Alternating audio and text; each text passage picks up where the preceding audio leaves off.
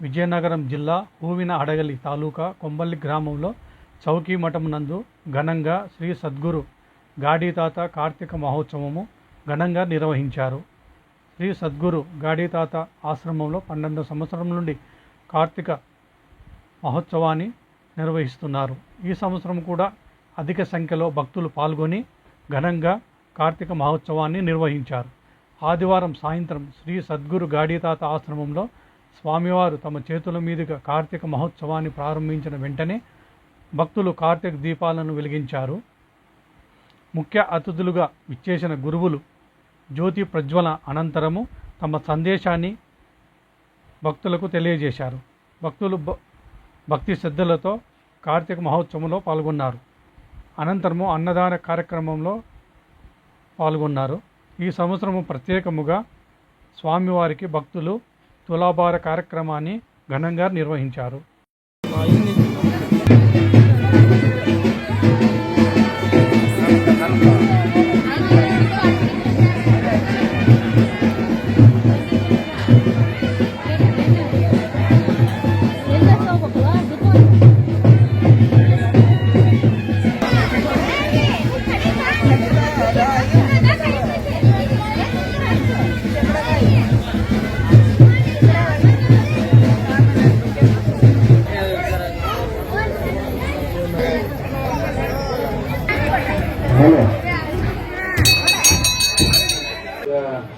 ಕೇಳ್ತಾರೆ ದೇವಸ್ಥಾನ ಹತ್ರ ನೋಡಪ್ಪ ನಾನು ನಮ್ಮ ಅಪ್ಪನ ಮನೆಗೆ ಒಂದೇನೋ ಒಂದು ಹೆಸರು ನಡೆಯುತ್ತೆ ಅಲ್ಲಿ ಹೊಂಟೇನೆ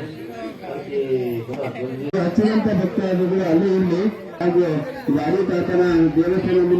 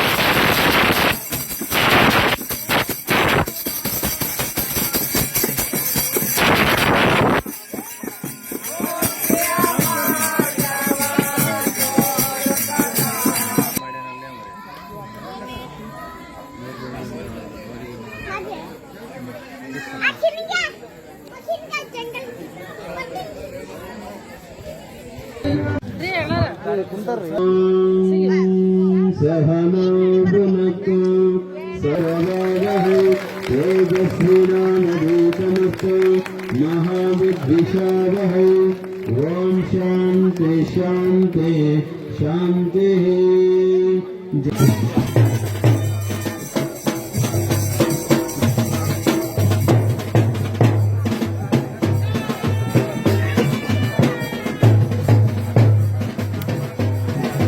ಪ್ರೀತಿ, ನಿಮ್ಮೆಲ್ಲರ ಭಕ್ತಿ, ನಿಮ್ಮೆಲ್ಲರ ವಿಶ್ವಾಸ ಇರೋವರೆಗೂ ಈ ಮಠದೊಳಗೆ ನಿರಂತರವಾಗಿ ನಾವು ಸಹ ಸೇವೆ ಸಲ್ಲಿಸ್ತೀವಿ.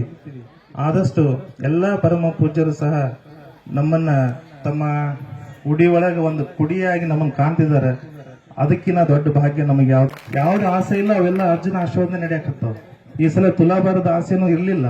ಅವರೆಲ್ಲರೂ ಸೇರ್ಕೊಂಡು ಊದುಗಟ್ಟಿ ಗ್ರಾಮಸ್ಥರು ಸೇರ್ಕೊಂಡು ಅದು ತುಲಾಭಾರದ ಕಾರ್ಯಕ್ರಮವನ್ನು ಮಾಡನ್ರಿ ಅರ್ಜುನ ಅಂತ ಹೇಳಿದ್ರು.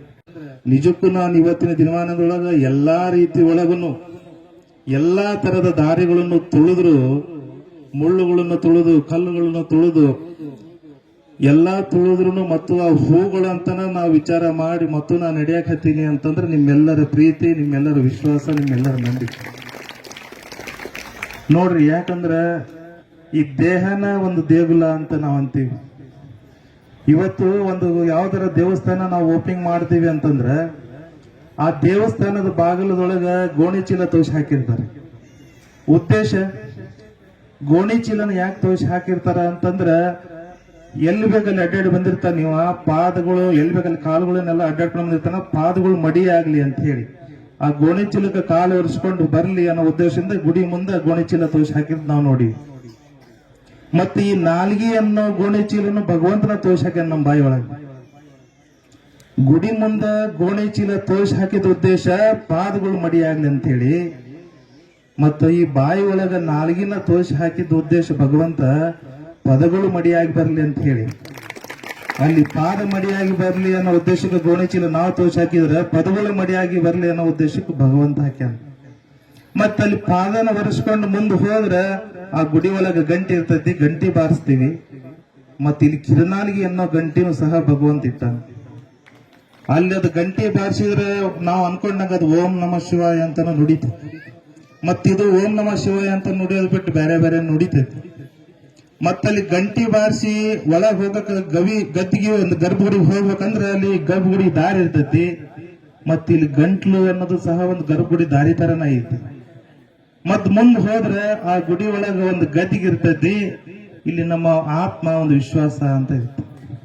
ಆ ಗದ್ದಿಗೆ ಮೇಲೆ ಒಂದು ಮೂರ್ತಿ ಇರ್ತೈತಿ. ಇಲ್ಲಿ ನಂಬಿಕೆ ಅನ್ನುವಂತ ಮೂರ್ತಿ ಇರ್ತೈತಿ.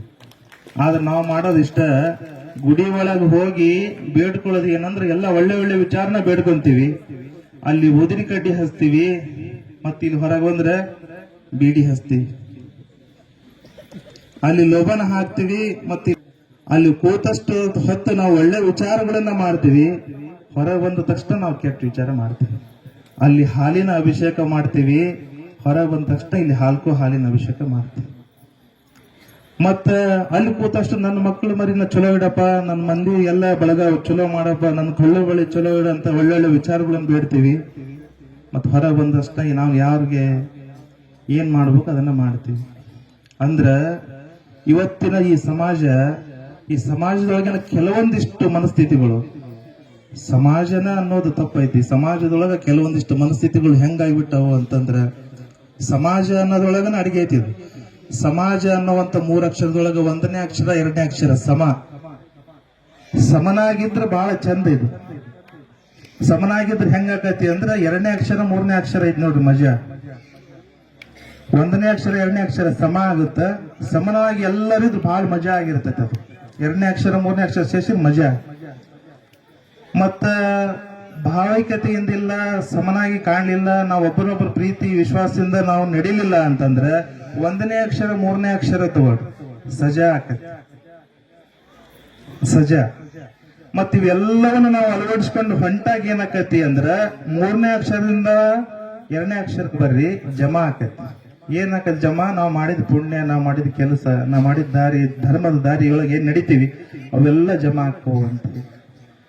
ಆದ್ರ ಇಷ್ಟೆಲ್ಲ ವಿಚಾರಗಳನ್ನ, ಕಾರ್ಯಕ್ರಮಗಳನ್ನ, ಇಷ್ಟೆಲ್ಲ ಒಳ್ಳೆ ಒಳ್ಳೆ ಸಂದೇಶಗಳನ್ನ ಎಲ್ಲಾ ಪರಮ ಪೂಜ್ಯರ ಆಶೀರ್ವಚನವನ್ನು ಕೇಳಿದ್ರು ಮತ್ ಗುರುಗಳು ಹೇಳ್ದಂಗೆ ನಾವು ಇನ್ನೂ ಬದಲಾಗಲಿಲ್ಲ ಅಂತಂದ್ರೆ ಈ ಎಲ್ಲಾ ಕಾರ್ಯಕ್ರಮಗಳು ಮಾಡಿದ್ರು ವ್ಯರ್ಥ. ಅದಕ್ಕೆ ತಾವೆಲ್ಲರೂ ಸೇರಿ ಇವತ್ತಿನ ಈ ಎಲ್ಲ ಪರಮ ಪೂಜ್ಯರ ಸಮ್ಮುಖದೊಳಗ ಒಂದು ಸಂಕಲ್ಪ ಮಾಡೋಣ.